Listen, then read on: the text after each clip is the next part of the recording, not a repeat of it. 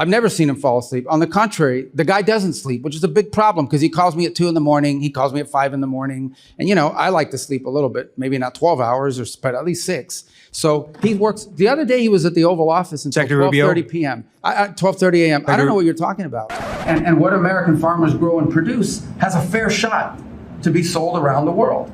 Trump and his MAGA contingency love to say that Trump is the hardest working person they know. This 80-year-old has so much vigor, they say.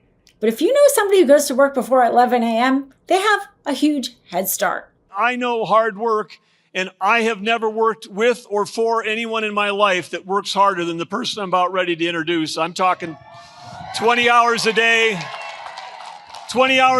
7 days a week. And when he's working for all of you. He's working for the American people. And I'm talking about someone who we just moments ago completed the dedication of the opening of the Theodore Roosevelt Presidential Library and Museum here in Medora, North Dakota, at the entrance to Theodore Roosevelt National Park, the only one of our 63 national parks named after a person instead of a place, and what a place it is. But he's here because of all of you. Please give an incredible welcome to our 45th and 47th president. So according to new reporting, Trump evidently doesn't work in the morning. They say that his public appearances start about 11. His calendar starts at that time. So that means that this 80-year-old basically sleeps through his whole morning.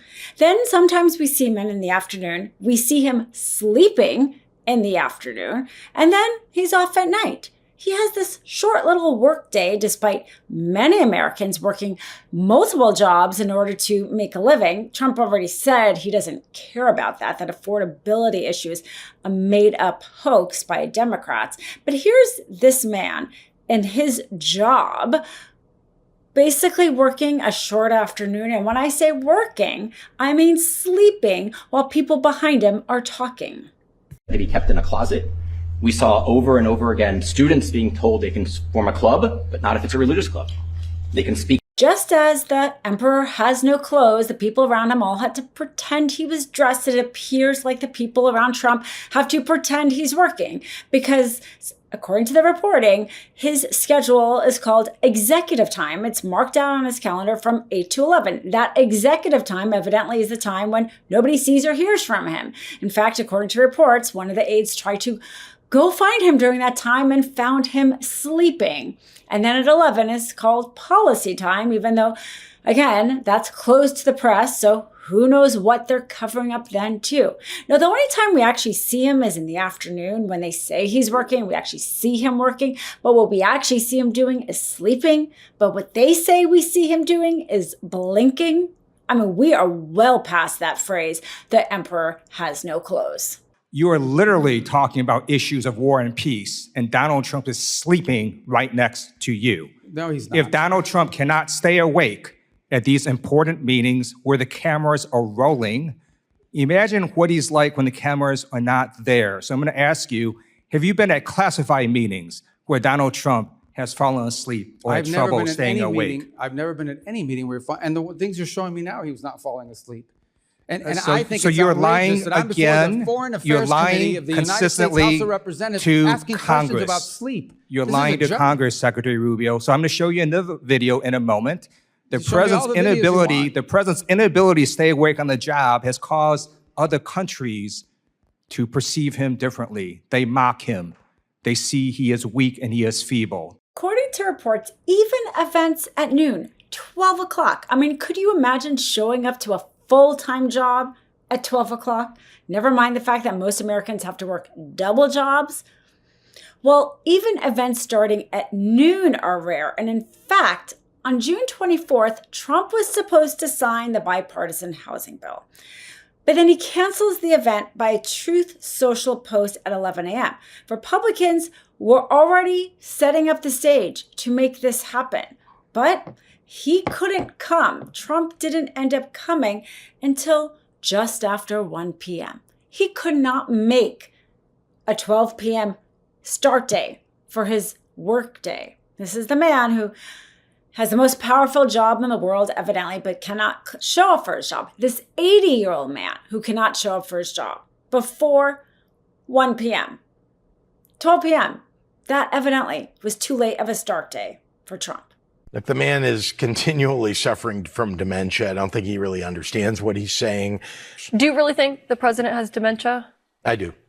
I think if you look at any of the videos from 2015 or 2016 and look at how he responded to questions and how he was at press conferences, and then you fast forward and look at him now, I really think that there's something genuinely wrong with him. I'm not a doctor. I haven't diagnosed anything.